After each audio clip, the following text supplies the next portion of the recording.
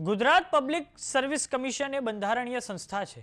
આજે સમાજમાં જીપીએસસીની પરીક્ષા ક્રેક કરવી તે ખૂબ જ પ્રતિષ્ઠાનું કામ કહેવાય છે। ત્યારે હવે જીપીએસસી થોડાક સમયથી ભારે વિવાદોનો સામનો કરી રહી છે। થોડાક સમય અગાઉ વિધાનસભામાં જીપીએસસીની નિરાશાજનક કામગીરીને લઈને તેનો મુદ્દો ગાજ્યો હતો। આ ઉપરાંત જીપીએસસીની એક ભરતીમાં તો ઉમેદવારો છેલ્લા 7 વર્ષથી નિમણૂકની રાહ જોઈ રહ્યા છે।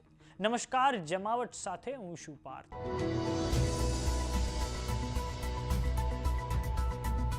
દર વર્ષે હજારો યુવાનો જીપીએસસીની પરીક્ષાની તૈયારી કરતા હોય છે, પરંતુ જીપીએસસીની કામગીરીને લઈને અનેક પ્રશ્નો ઊભા થઈ રહ્યા છે। જેમ કે જીપીએસસીમાં પૂરતા સદસ્યો નથી। આ ઉપરાંત ઘણી ભરતીઓ એવી છે જેમાં ઉમેદવારો 7 વર્ષથી નિમણૂકની રાહ જોઈ રહ્યા છે।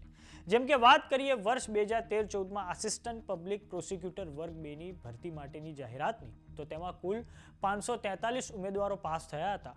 વર્ષ 2016માં એનું પરિણામ આવ્યું। જો કે પાસ થયાના 12 મહિના સુધી ઉમેદવારોની ભલામણની યાદી લીગલ ડિપાર્ટમેન્ટને મોકલવામાં નહોતી આવી। આ માટે પાસ થયેલા ઉમેદવારોને કહેવામાં આવ્યું કે હાઈકોર્ટમાં કેસ પેન્ડિંગ હોવાથી ભરતી મોકલાઈ નથી।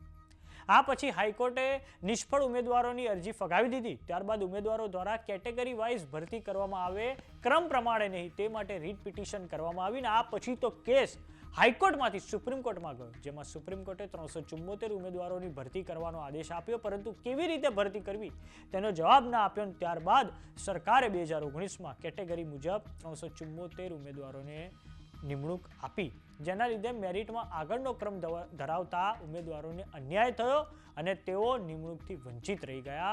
અને હજુ 169 ઉમેદવારો છેલ્લા 7 વર્ષથી નિમણૂકની રાહ જોઈ રહ્યા છે। જીપીએસસીના ઇન્ટરવ્યુમાં એસસી, એસટી અને ઓબીસી ઉમેદવારોને થતા અન્યાયનો મુદ્દો વિધાનસભામાં ગુંજ્યો છે। કોંગ્રેસના ધારાસભ્ય દ્વારા સવાલ પૂછવામાં આવ્યો હતો કે લેખિત પરીક્ષામાં ઉચ્ચ કોટીએ પ્રતિભા પ્રદર્શન કર્યા પછી મૌખિક પરીક્ષામાં ઓછા ગુણ આપવામાં આવી રહ્યાની ફરિયાદો સરકારને કેટલી મળી? કોંગ્રેસના ધારાસભ્યોના સવાલથી સરકારમાં સામાન્ય વહીવટી વિભાગના પ્રભારી મંત્રી જવાબ નહોતા આપી શક્યા। અને આ ઉપરાંત જીપીએસસીમાં કોંગ્રેસના ધારાસભ્યએ સવાલ પૂછ્યો કે મૌખિક ઇન્ટરવ્યુની વિડીયોગ્રાફી થાય છે કે કેમ?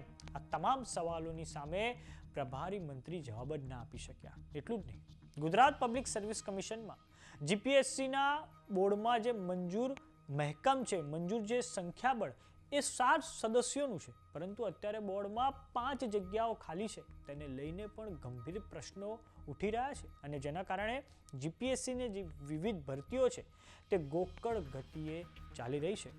અને વિધાનસભા હોય કે આ પછી હવે ગુજરાત હાઈકોર્ટ હોય, ગુજરાત હાઈકોર્ટમાં પણ જીપીએસસીના જે પેપર સેટરો છે તેને લઈને પણ થોડાક સમય અગાઉ જજ નિર્જર એસ દેસાઈ દ્વારા ગંભીર સવાલો ઉઠાવવામાં આવ્યા હતા। અને આ ઉપરાંત જજ નિર્જર એસ દેસાઈ દ્વારા જીપીએસસીની કડક શબ્દોમાં ઝાટકણી પણ કાઢવામાં આવી હતી। તો સમાચારોમાં અત્યારે બસ આટલું। જોતા રહો જમાવટ।